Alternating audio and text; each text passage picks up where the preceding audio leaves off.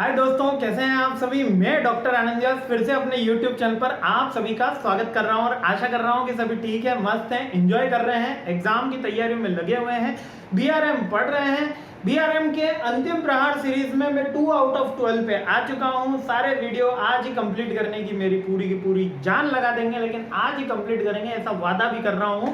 और अभी सेकंड पे है देखो, पर पूरी कोशिश चल रही है कि सारे वीडियो आज ही कंप्लीट कर दे ताकि एक दिन के गैप में आप अच्छे से तैयारी कर पाए। ठीक है, तो इंपॉर्टेंट क्वेश्चन की सीरीज के साथ मैं आपसे फिर रिक्वेस्ट कर रहा हूं कि डिटेल वीडियोस भी एक बार जरूर गॉन थ्रू होके जाएं, जिससे कहीं भी आपको कोई दिक्कत एग्जाम में ऐसा ना मिले कि सर इन क्वेश्चंस में से तो नहीं बेटा, 4 क्वेश्चन आए, 5 क्वेश्चन आए, इस बार 70% हिट नहीं हुआ, अब क्या करें। लेकिन जो मेरे डिटेल वीडियो हैं उनके बाहर से कहीं कुछ नहीं आएगा, इसकी गारंटी मैं ले सकता हूं कि 95% की प्रोबेबिलिटी कि उनमें से विड्रॉल हो जाता है। कभी कुछ 4-5%, जैसे कि हमने एबीसी का न्यूमेरिकल देखा था ओएम के पेपर में, कुछ अलग से आ गया। अब हमको आइडिया ही नहीं कि कभी भी आया नहीं, ना कभी आया ना कभी आएगा, ऐसी सिचुएशन थी। ईओक्यू का न्यूमेरिकल मान सकते हैं, एबीसी का न्यूमेरिकल आज तक कभी किसी पेपर में मैंने नहीं देखा, जितने भी मतलब मैंने पेपर एनालिसिस करे कि एबीसी से कोई न्यूमेरिकल उठा के दे दे। खैर, नई थ्योरी, नए फंडे, नए एग्जामिनर नई नई चीजें लाते हैं, विड्रॉल करते हैं, पर अपन अपनी तैयारी बिल्कुल 100% रखें। इसलिए डिटेल वीडियो भी देखिएगा, एज वेल एज आप इंपॉर्टेंट क्वेश्चंस को थोड़ा सा शार्पन करने के लिए स्किल जरूर देखिएगा।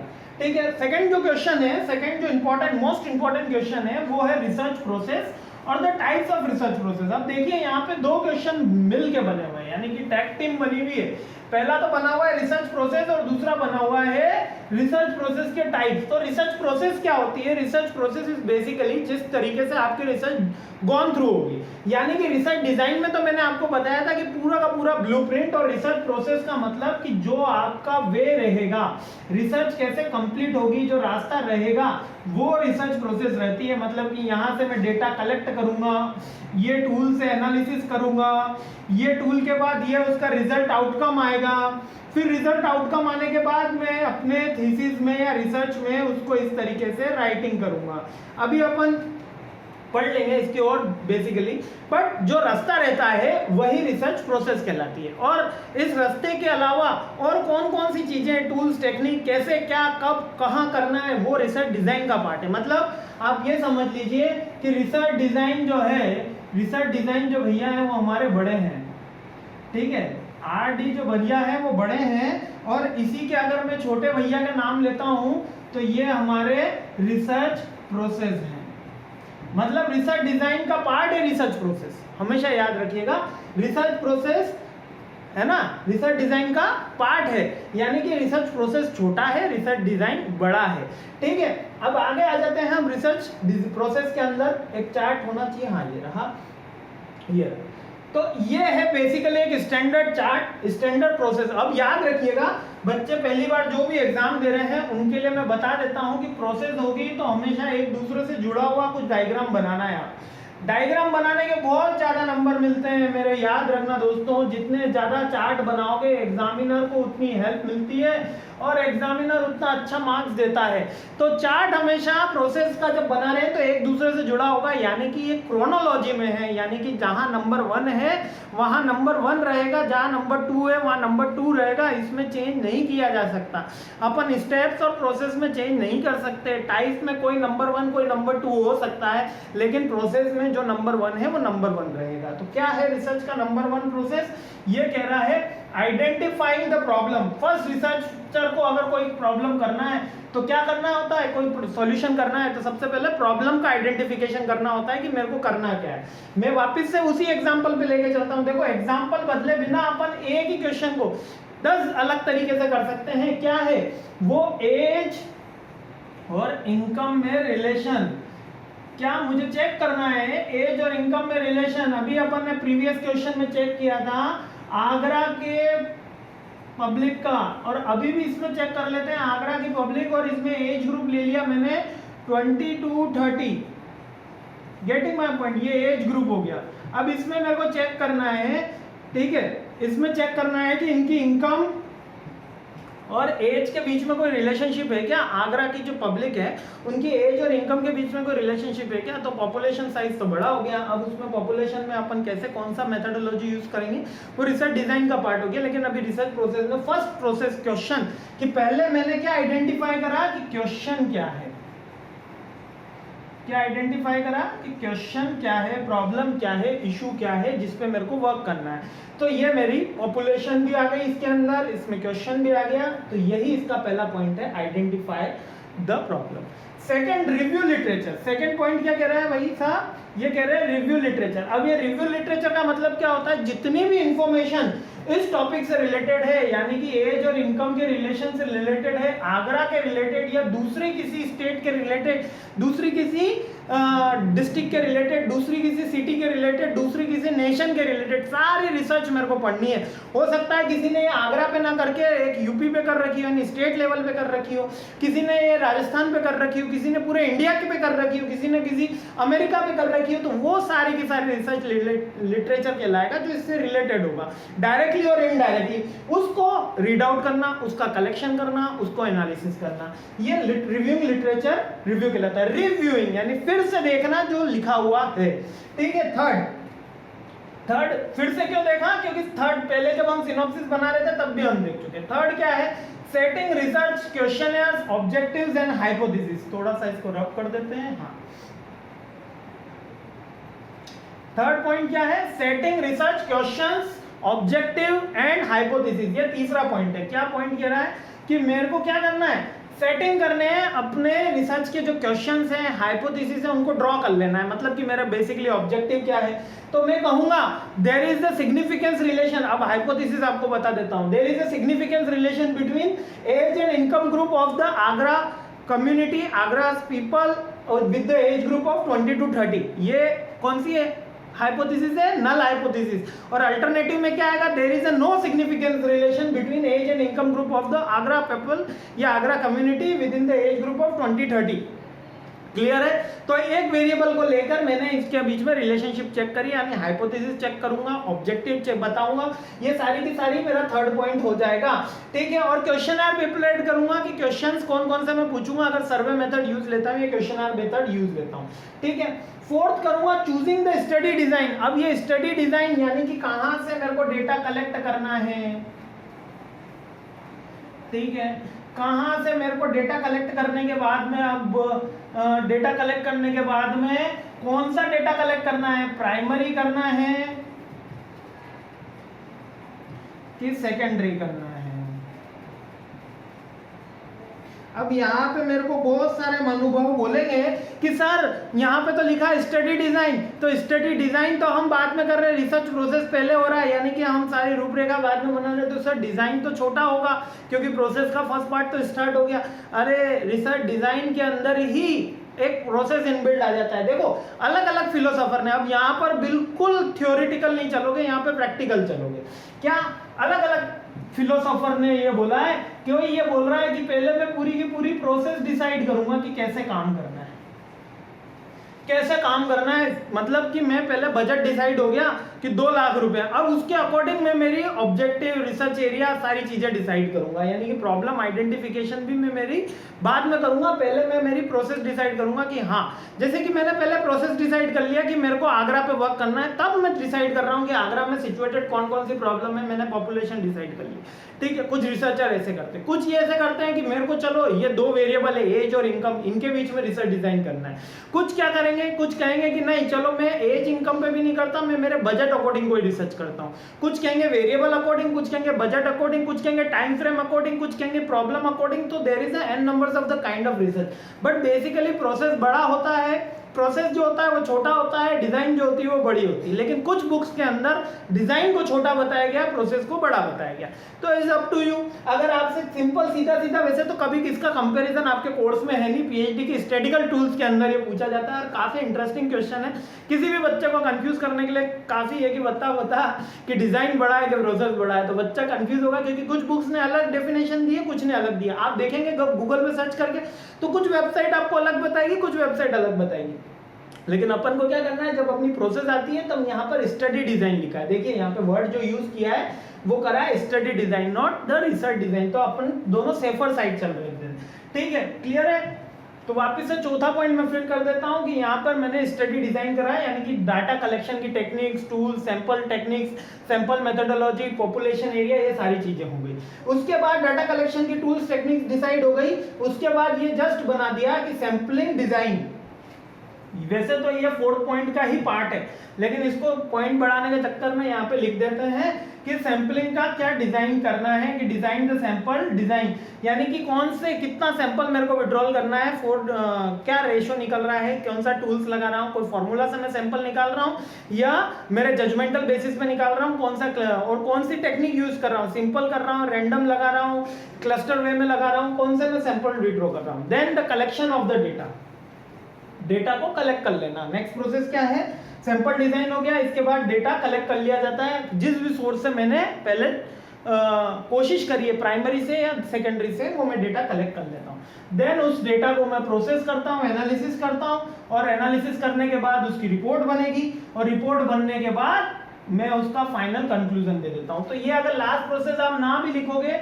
यहाँ पे नहीं भी मिलाओगे तो चलेगा, क्योंकि आइडेंटिफिकेशन ऑफ द प्रॉब्लम होती है, जस्ट फॉलो अप होती है। इस प्रोसेस को बोलते हैं फॉलो अप, यानी कि आपने जो काम किया था शुरू, वो खत्म हो पाया कि नहीं हो पाया, ठीक है, फॉलो अप प्रोसेस कहलाता है। तो अब इसको थोड़ा सा शॉर्ट वे में समझा देता हूँ। देखो 10-11 मिनट लिए मैंने केवल रिसर्च प्रोसेस बताने में, बच्चे थोड़े कंफ्यूज हुए, वापस से बताता हूँ कि कैसे अपन को इस क्वेश्चन को अटेम्प्ट करना है। जरा भी समझ में ना आया हो तो यहाँ तक भी कह रहा हूँ, 11 मिनट तक एक भी बात पढ़ लेना पड़ी हो तो भी मैं पूरा याद करवा दूंगा। देखो सबसे सिंपल वे से सिखाता हूँ कि जो रिसर्च है, मेरे को एक रिसर्च करनी थी एज और इनकम ग्रुप के रिलेशनशिप के बारे में। तो सबसे पहले मैं क्या करूंगा, प्रॉब्लम आइडेंटिफाई करूंगा। उसके बाद मैं क्या कर रहा हूँ, बुकिश क्या कह रही है कि मैं उसके रिलेटेड कुछ भी होता है, मैं उसके रिलेटेड पढ़ूंगा कि वास्तविकता में क्या हुआ। अब इसको कुछ इस तरीके से समझो कि आपको मोबाइल फोन लेना है, छोड़ो अभी रिसर्च की बात, क्या लेना है, मोबाइल फोन लेना है। तो सबसे पहले क्या प्रॉब्लम आई कि मोबाइल फोन लेना है। तो मोबाइल फोन में आपको कौन से फीचर्स चाहिए, भैया मेरे को एक कैमरा चाहिए जिसका सेल्फी वाला मुंह बना के अपन ले सकें, है ना, वीडियो शूटिंग के पर्पज से चाहिए, गेमिंग पबजी खेलना है सर, फ्री फायर खेलना है, अब तो बैंड हो गए हैं खैर, है ना, तो उसके लिए मेरे को कुछ गेम मोबाइल चाहिए, ठीक है, पोकेमोन गो गेम खेलना है तो उसके लिए फोन चाहिए, या मेरे को क्या कॉलिंग फीचर्स के लिए फोन चाहिए जिसकी बैटरी बैकअप अच्छा हो। तो ये मेरी एक पर्टिकुलर 3 बंदे, तीनों की अलग अलग पर्टिकुलर प्रॉब्लम है ना। तो क्या हुआ, एक आइडेंटिफिकेशन ऑफ द प्रॉब्लम हुआ। सेकंड, रिव्यू लिटरेचर का मतलब हम डिफरेंट वेबसाइट पे गए, अमेजोन पे गए, फ्लिपकार्ट पे गए, ठीक है, शॉपिफाई पे गए, डिफरेंट वेबसाइट पे गए और हमने चेक किया कौन सा फोन कौन सी कंपनी का बेस्ट क्वालिटी और हमारे बजट में आ रहा है। देन हमने क्या करा, हमने ऑब्जेक्टिव सेट करा, हाइपोथेसिस सेट करी, हमने क्वेश्चनर सेट करे कि हम यहाँ से जाएंगे, पैसे की व्यवस्था यहाँ से होगी, ये वाली सारी चीजें हैं, और कैसे हमको इसको अप्रोच करना है, कैसे हमको उसको बाय करना है और कौन सा बेस्ट सूटेबल ऑप्शन हमारे लिए रहेगा। तो इसके लिए मैंने मेरा ऑब्जेक्टिव, रिसर्च और हाइपोथेसिस सेट करे, 3 पॉइंट हो गए।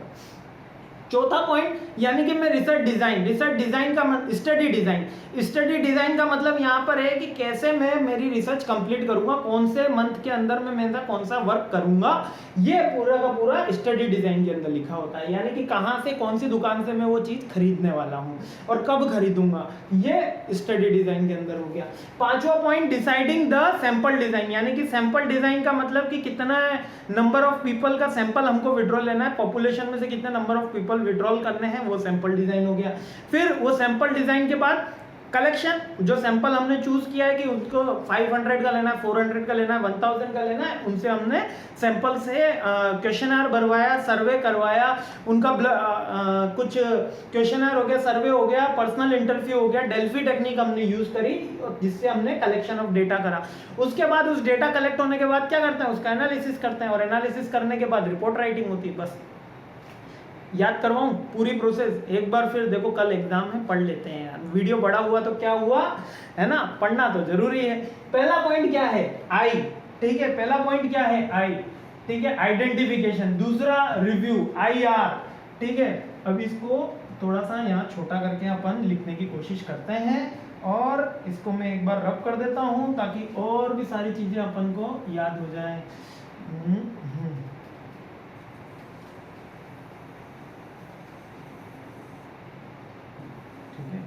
चलिए, अब यहाँ पर मैं आपके साथ में लिखने की कोशिश कर रहा हूँ। पहला पॉइंट है आई, दूसरा पॉइंट है रिव्यू लिटरेचर, तीसरा पॉइंट है सेटिंग ऑब्जेक्टिव, चौथा पॉइंट है चूजिंग द स्टडी डिजाइन। ठीक है, चूजिंग द स्टडी डिजाइन। तो और पांचवा पॉइंट है डिजाइनिंग द सैंपल साइज। ठीक है, 5 हो गई। IRS-CD, IRS-CD, अरे मेरे साथ एक बार बोल लो, IRS-CD हो गया। ठीक है, फिर छठा कलेक्शन हो गया, सातवां अपना प्रोसेसिंग हो गया, और आठवां रिपोर्ट राइटिंग हो गया। आठवां का R बना देते हैं, CPR।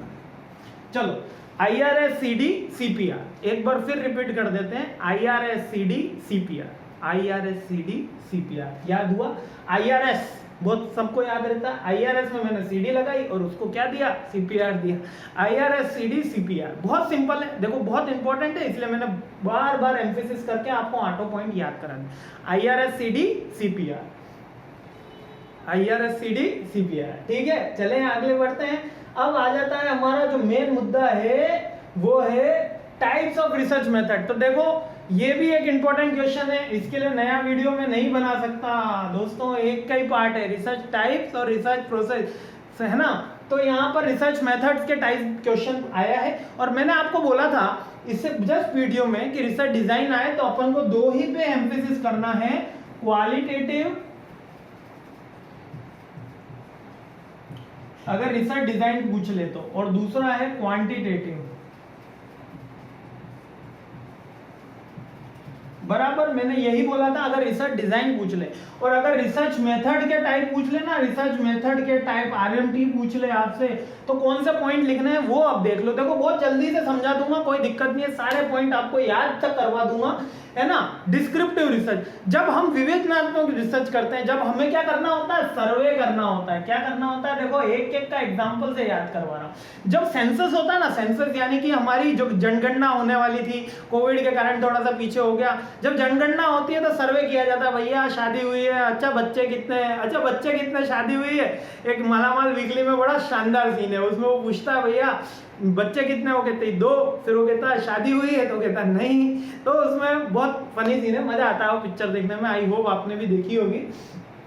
वो जो सर्वे कर रहा है वो डिस्क्रिप्टिव रिसर्च है, यानी कि जब हम सर्वे बेसिस कोई रिसर्च करते हैं जिसके अंदर हमको डिस्क्रिप्शन में लिखना है, incorporate the survey different variant the fact finding and investigate. जब हम फैक्ट फाइंडिंग के लिए कोई सर्वे कर रहे हैं कि बताइए आगरा में कितने लोग हैं, आगरा की पॉपुलेशन कितनी है, आगरा की पर्टिकुलर पॉपुलेशन में एज ग्रुप के कितने बंदे हैं, तो फैक्ट फाइंडिंग, जब हम फैक्ट को कोई फाइंड आउट कर रहे होते हैं तो उसको डिस्क्रिप्टिव रिसर्च बोलते हैं। क्लियर है ना। सेकंड है एनालिटिकल, जब हम कोई प्रॉब्लम सॉल्विंग की बात कर रहे होते हैं ना, एनालिसिस की बात करते होते हैं, make to data and factual information available the be helped and interpreted the information, undertake the actual evaluation of the data. जब हम कुछ एनालिसिस कर रहे होते हैं, अच्छा एक रिसर्च दूसरी रिसर्च के ऊपर ओवरलैपिंग कर सकती है, यानी क्वालिटेटिव रिसर्च डिस्क्रिप्टिव रिसर्च हो सकती है ना। यानी कि आप ये मत कहना कि बिल्कुल सारी रिसर्च अलग अलग होती है, लेकिन उसके प्रोटोटाइप है, मतलब कि ये एनालिटिकल भी हो सकती है और डिस्क्रिप्टिव भी हो सकती है ना, और डिस्क्रिप्टिव के भी होने के बाद क्वालिटेटिव भी हो सकती है, यानी कि कोई रिसर्च इन तीनों का कॉम्बिनेशन भी हो सकती है। तो कभी भी ऐसा कंफ्यूज मत होना, लेकिन ये केवल पॉइंट्स रहते हैं जो अपन को याद करने जरूरी है। एनालिटिकल बात समझ में आ गई, जब हमको कोई फंडों का एनालिसिस करना होता है, यानी कि हमको कोई फैक्ट फाइंडिंग के लिए हम जब एनालिसिस करते हैं, कोई डेटा हमारे पास होता है, जैसे कि एज और इनकम ग्रुप के बीच में अगर मैं रिलेशनशिप चेक कर रहा था, ये अपना ही एग्जांपल ले लेते हैं ना, कहाँ और ढूंढने जाए, एज और इनकम के बीच में अगर मैं रिलेशनशिप चेक कर रहा हूं तो वो कहलाता है एनालिटिकल रिसर्च। नेक्स्ट है अप्लाइड रिसर्च। अप्लाइड रिसर्च क्या होता है कि अभी के अभी सॉल्यूशन चाहिए, यानी कोविड आ गया था, इसके अंदर याद रखना कोविड आ गया था, कोविड-19। जब कोविड-19 आया तो तुरंत उसका सॉल्यूशन चाहिए था, यानी कि ऐसी रिसर्च जब जिसका प्रॉब्लम का सॉल्यूशन हमको तुरंत चाहिए होता है,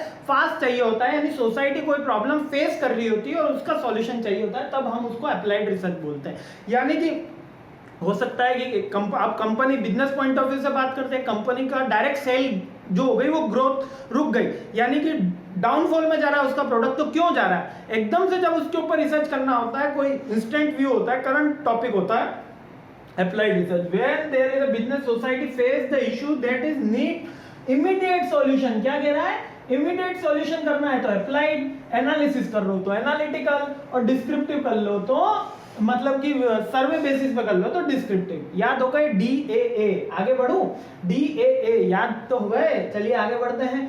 डी, यहाँ पे मैं ऊपर लिख देता हूँ DAA। अब नेक्स्ट है फंडामेंटल रिसर्च। फंडामेंटल रिसर्च क्या कहती है कि primary concern with the formulating of theory, understanding of particular nature phenomena, fundamental reason to discover information, the extensive applied base supplement existing concept of the certain field of industry। Fundamental यानी कि जैसे कि Newton साहब के ऊपर क्या गिरा, Apple गिरा, तो उन्होंने गुरुत्वाकर्षण की खोज करी। वो क्या थी, एक फंडामेंटल रिसर्च थी। Basically those research are basically natural research, जो नेचुरल काइंड से रिसर्च होती है, जो ऑलरेडी रूल्स रेगुलेशन फॉलो करते हैं। किसी को मारोगे और किसी को पिच करोगे तो वो बदले में आपसे क्रोध ही करेगा, वो बदले में आपसे एंगर ही करेगा। As a normal human tendency होती है। अपनी नॉर्मल ह्यूमन टेंडेंसी, अरे कोई गिरता है तो हमें हंसी आती है। अधिकतर फनी वीडियो आप यूट्यूब पे भी सर्च करोगे तो गिरने वालों के दिखेंगे कि कोई बंदा गिर रहा होता है तो बच्चों को हंसी आ जाती है। क्यों? क्योंकि कोई गिरता है तो ह्यूमन का नेचर है हंसी आना। It is a fundamental. लेकिन ये रिलेशन था, ये कैसे आइडेंटिफाई हुआ, कैसे सॉर्ट आउट किया गया, ये फंडामेंटल को एनालिसिस करना है, ये फंडामेंटल का डिस्कवरेशन करना है। ये ऑलरेडी एग्जिस्ट है। ऑलरेडी गुरुत्वाकर्षण जब न्यूटन के ऊपर एप्पल गिरा तभी से नहीं आया, वो पहले से था और अभी भी है और आगे भी रहेगा।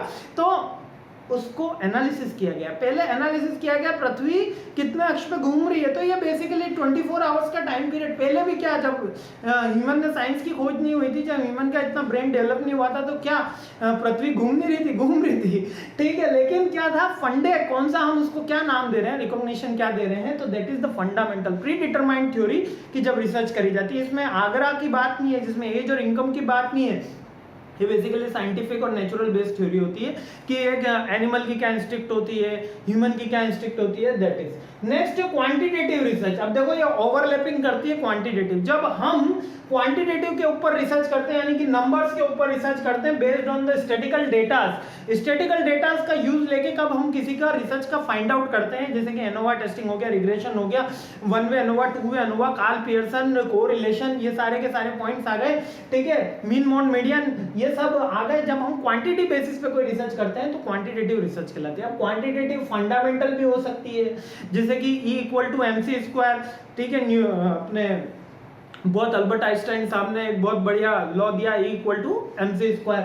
तो साइंस वाले सभी जानते हैं, हम कॉमर्स वाले बाद में जाने, हमको तो बीकॉम में समझ में आया E=mc², ठीक है। तो फंडामेंटल रिसर्च ओवरलैपिंग कर सकती है क्वांटिटेटिव भी और क्वालिटेटिव भी, ठीक है। But quantitative research are those type which used to analyse the data on the basis of the statistical tools, ठीक है। अब इसी तरीके से क्वालिटेटिव रिसर्च ये क्या चेक करती है, रिलेशनशिप। क्या चेक करती है, relationship. Why the particular phenomena will happen, why और व्हाट के इंस्टेंस पे चलती है, क्यों हो रहा है और क्या हो रहा है, व्हाई और व्हाट। बेसिकली तो व्हाई पे फोकस रहता है, इसलिए मैं हमेशा व्हाई याद रखा है इसका, तो व्हाई पे फोकस रहती है। नेक्स्ट है कंसेप्चुअल। अब कंसेप्चुअल स्किल क्या कह रही है, कंसेप्चुअल रिसर्च क्या कह रही है कि एब्स्ट्रैक्ट आइडिया, यानी कि पहला कभी भी ऐसा नहीं हुआ था। यानी एक तो फंडामेंटल थी जो basic rules and regulation principles observe करके या रिसर्च करके बताती है कि ये ऑलरेडी थे और ये ऑलरेडी नए। अब कोई नया इनोवेशन करना है, यानी कोविड की दवाई ढूंढनी है हमको, तो क्या है, कॉन्सेप्चुअल रिसर्च, यानी कि कॉन्सेप्ट बेस पे कोई रिसर्च करनी है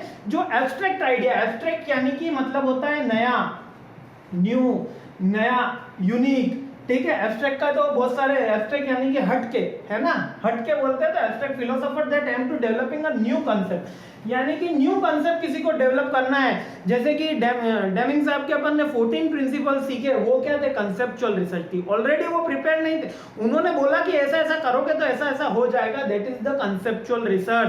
बेसिकली ये होती है कंसेप्चुअल रिसर्च, है ना। इब्राहिम मास्लो ने जो नीड हायरार्की दी है वो अपनी फंडामेंटल रिसर्च का पार्ट हुई, जबकि डेमिंग के जो प्रिंसिपल हुए वो कंसेप्चुअल का पार्ट हुए।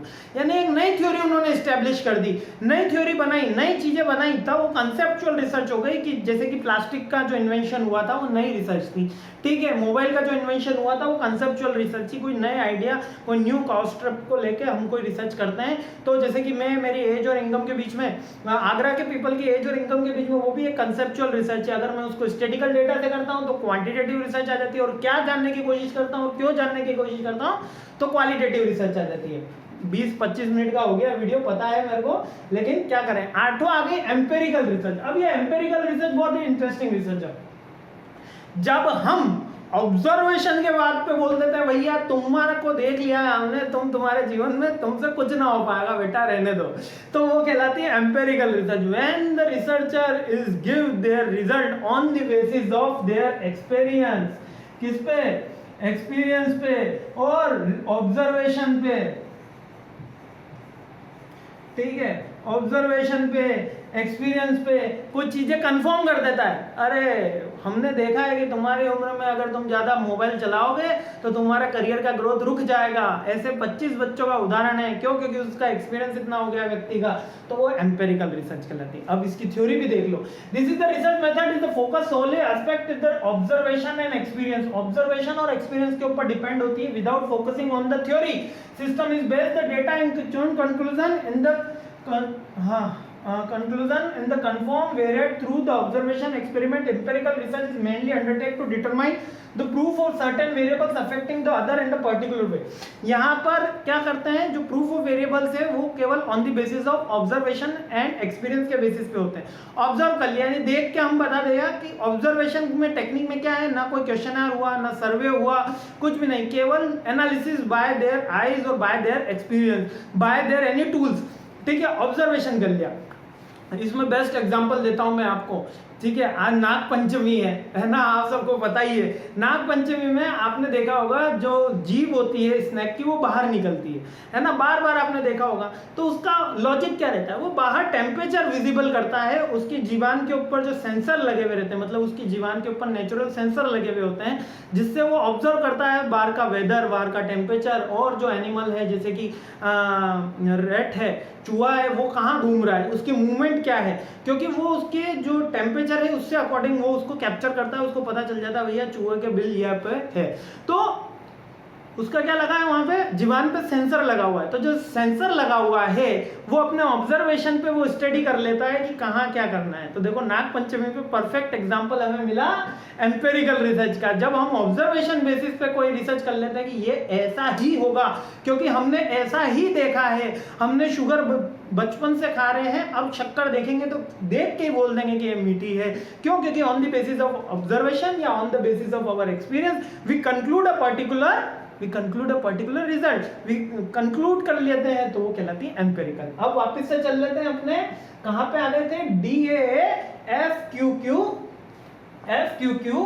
CE, DAA FQQ CE, ठीक है, डिस्क्रिप्टिव, एनालिटिकल, ठीक है, यहां से देख लो fundamental, qualitative, quantitative, concept based और एम्पेरिकल। एक है मेरे से भी रह गया, क्या रहा भैया, कहां गए, ये रहे अप्लाइड। फिर से कर देते हैं, descriptive, analytical, applied, fundamental, qualitative, quantitative, conceptual और एम्पेरिकल। इस वीडियो के बाद मेरे को नहीं लगता कि और कोई रिसर्च डिजाइन या रिसर्च टाइप्स का वीडियो आपको देखना पड़ेगा, और यकीनन आपको सारे पॉइंट याद हो गए होंगे, DAA FQQ CE। अब इसको आप क्रोनोलॉजिकल जंबल्स करने हो वर्ड तो कर लीजिएगा और बताइएगा कैसा रहता है, मजा आता है पढ़ने में, नहीं आता। और जय हिंद।